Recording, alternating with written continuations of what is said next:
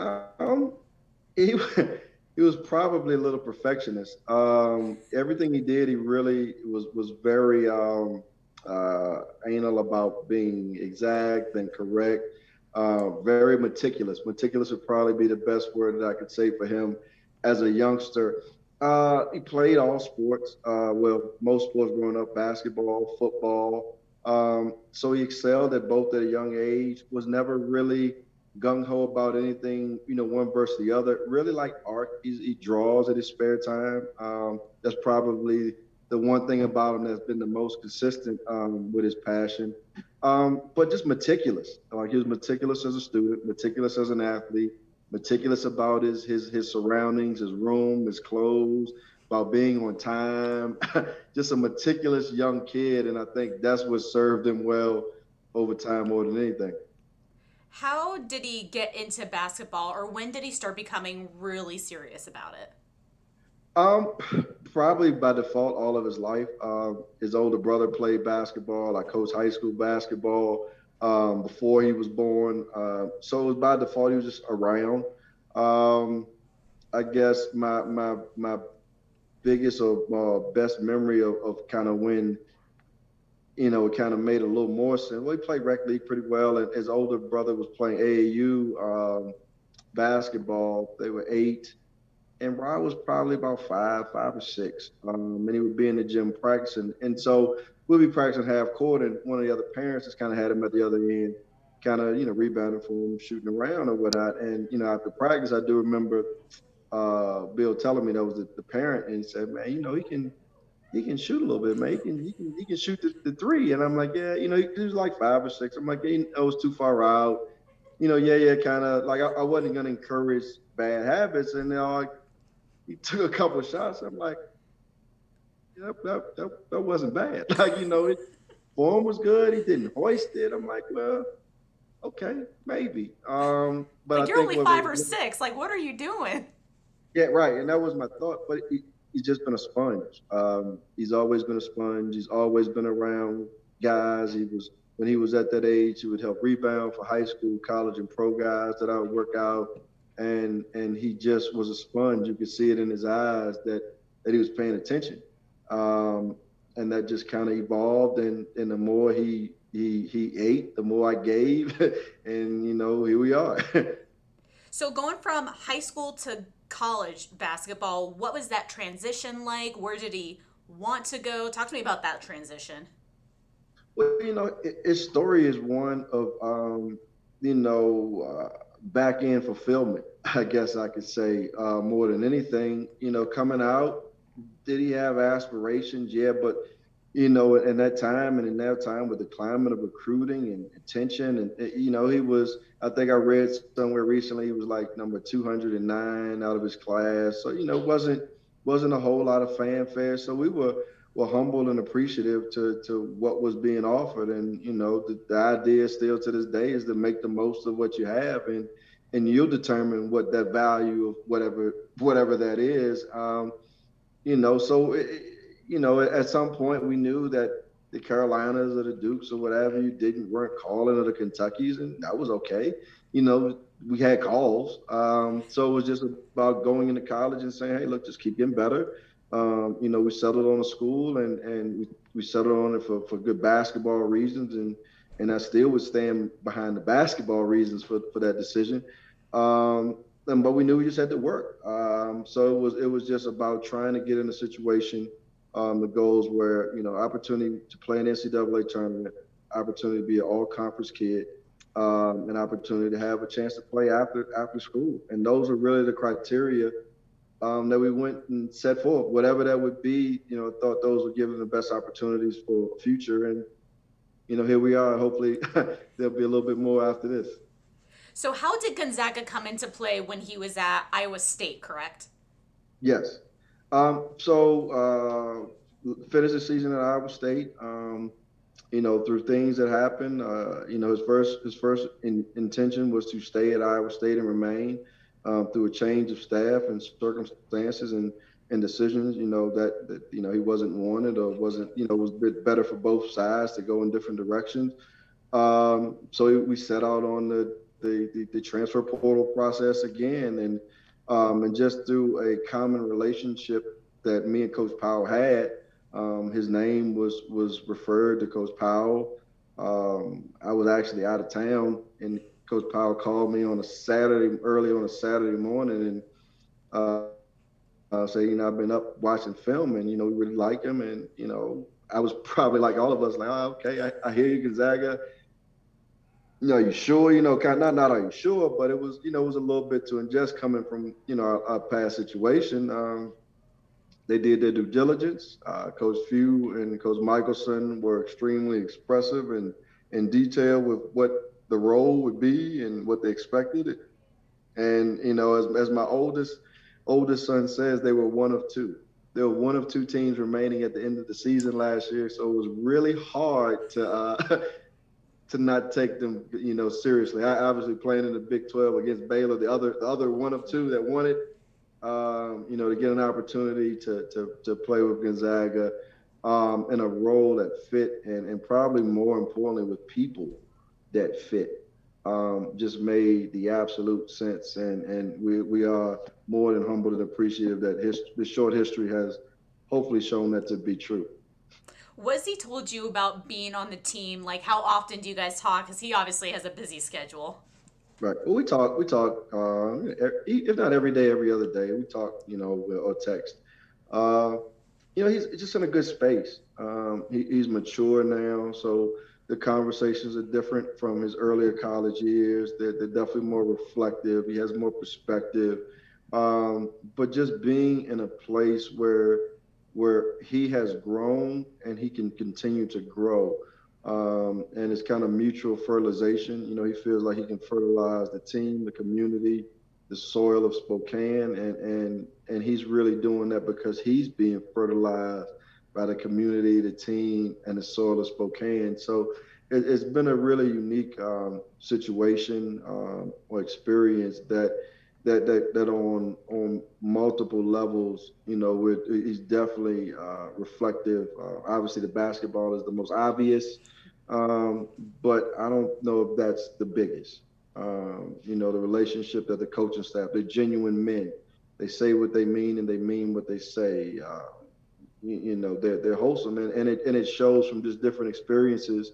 When like people or genuineness meets, the amazing or seemingly impossible, can happen. So I'm appreciative for that, and some of his basketball numbers I think reflect that. But overall, like his smile, I've said it in other statements, like you see, he smiles. And you can see that he's so genuine too in that smile. And I was thinking about that, in the pictures that I have of him. And you were touching on how he's so involved in the community. I've done 2 stories with him in the past 2 to 3 months of him helping out in the community. What does that mean for you as a dad to this basketball star and all around good kid? I mean, it means that he gets life. I mean, at the end of the day, it's not about what we receive. It's about what we give. It's about what we leave. And more than anything that he may become to others or to perception or outside, it's who he is. That's always matters. It's the character that he represents to anybody, to everybody. Good times, bad times, on the court, off the court. And that, as a parent, is the most important thing. And what we're probably most proud of is that people see who he is. What those things are. Who he plays basketball, but this is who he is, and I think that's the biggest thing and what makes us proud. And that's what a lot of his teammates were saying. I was talking to Drew Timmy, and they're like, he doesn't do it for the fanfare. He doesn't post on social media often, but we're going to be out here supporting him on the court and off the court. Yeah, and it's great. I mean, the guys have supported him from day one, as if they all came in as freshmen and went through 4 years together. And it's a unique and amazing experience. And you don't often get individuals or people or athletes to take their off time or their spare time, because there's not a lot of it with their schedules to offer, something, and for those guys to support Ra and give of themselves, and even Coach Few at a time has brought Ra clothes and things to help donate it. And a lot of these things would never be known. And you know, I apologize, coach, if I'm telling what you didn't want to know.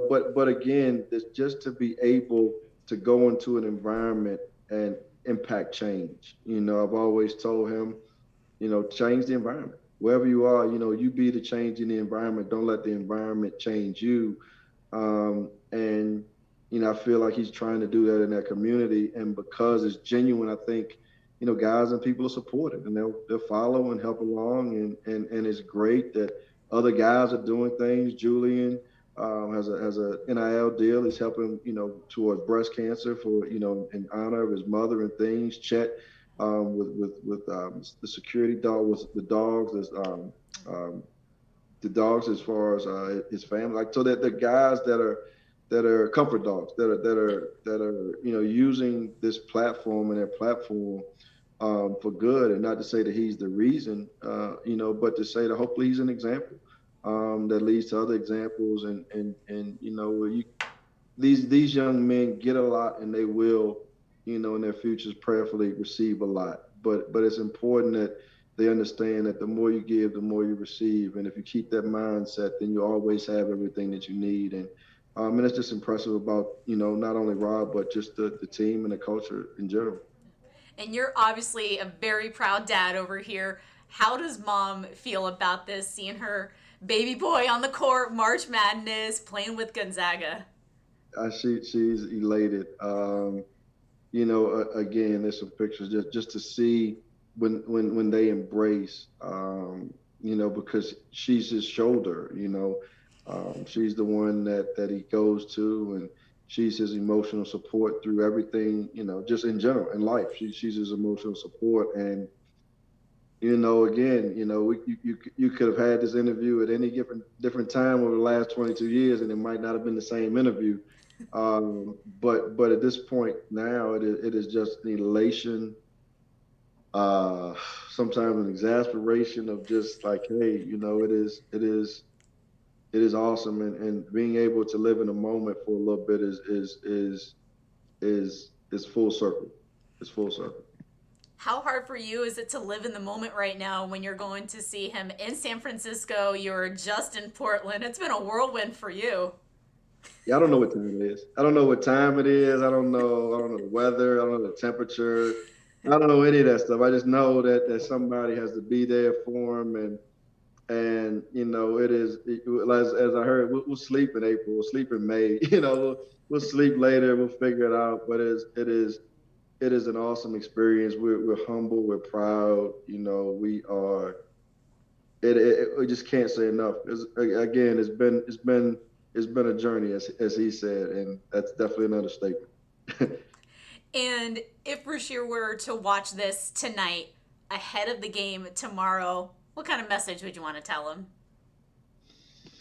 Wow. Wow. Sorry, I know I have some hard questions here. That's I gotta give you the interview version of what I may say, but again, just son, listen, man. What God has for you is for you. You've worked your behind off for this moment. Live in the moment. Live with no regrets, and do what it is you were meant to do. Like, we believe in you. I believe in you. It is destined. Go take what's yours. And that's what I would say, with love. Go take what's yours. Don't let anybody stand between you and your future. And that's really kind of been the message, and that's been the journey. So, and I would probably say, remain humble, may stumble, but never tumble. I love that. You're giving me goosebumps. I was going to ask you too, is this his first March Madness tournament? Absolutely. Yes, it is. It is. Yeah, this is a new March for us. Wow. So it is. It's again, to be able to not have and then to experience at this level, or this opportunity, it doesn't happen. Like, it doesn't. It's breathtaking. It's we were the worst team in the Big 12 last year. He won 2 games last year. his story is his story, and that's documented. I won't go, but to be here now, like look at God. I mean, not to go that way, but look at God. I mean, nobody would have thought he would be here. So, it's definitely humbling, for sure. Did he think he would be here? Absolutely. Absolutely.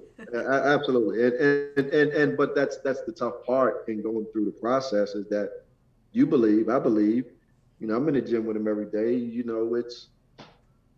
but it's the fight to make everybody else kind of see what you see, and for at the highest level for Coach Few to see that and validate that, it's for everybody else, but for us it's kind of just a nod of reassurance, like, okay, see, I told you, son. So it's a beautiful thing. And one last question. Has he told you kind of like what his plan is for the future? Is he just really taking it day by day? I mean, right now he's taking it day by day, but before March Madness or after? The plan is to win tomorrow, win Saturday, next Saturday, then next Monday, and we'll talk about it. So that is the plan right now. We got a tough Arkansas team tomorrow, who is recruiting him, and he knows a couple guys on the team. Actually, ironically, one of the guys would come down and work out in the same gym that we worked out over the summer, or DC Tony. So it'll be interesting. So Chris likes us from the area, so it is that's step one, and then we'll kind of figure out everything else with his past as well as his present and future. Life will dictate the next step, and he's not afraid if it's a left step, if it's a right step, if it's a step back, a step up, a step down. At the end of the day, he's gonna keep stepping. So we'll kind of figure that out over the next few weeks, but hopefully we'll figure that out with a nice big ring and some confetti and all that other stuff going on. It is with pressure comes privilege, and the privilege to be in this position cannot be understated. So he embraces it. He's mature. I think he's done a good job of leading and in those moments of pressure being a vessel of leadership one way or another, and collectively, we got a great group of guys and a great coaching staff, and we're just excited to see how it plays out. Hopefully a win. Absolutely. Is there anything else you want to add that I didn't ask about, or any final message to the community about your son? I would probably just leave it as that, our family cannot state the importance of the community of Spokane and Gonzaga in our son's, journey, his future, and in his life. I think being able to be validated for his character and who he is, and for the true narrative of the person he is to be shown. I think for as a parent, as parents, in this world of college basketball, a lot of things can be said, written from a lot of different directions. But the community of Spokane, the University of Gonzaga, and the coaching staff has allowed his true character to show. You and others have highlighted who he is as a young man. And we can't thank you guys enough for that, because it is bigger than bad. Yes, he's played well, and yes, the team has done well. But there was a time that people thought he was a loser. There was time that people thought he was a cancer to the team. There was time that people thought he was not a valuable piece, just because of whatever situations. And it is just appreciative that these things are highlighted and these stories are taught about him, because, obviously I'm biased, but he's a good kid. And I think his actions, without cameras, without encouragement or urging, shows who he is. And I just want the community of Spokane and Gonzaga to know that that's his home. He feels like it's his home. He'll probably always go back there. And he's not ready to leave. So in one shape or form, he'll always have a presence, and there's still some things in the community that he and we have lined up before the end of this year that he wants to do that are beyond basketball. And the more you give, the more you get. So he's just trying to raise a giving child.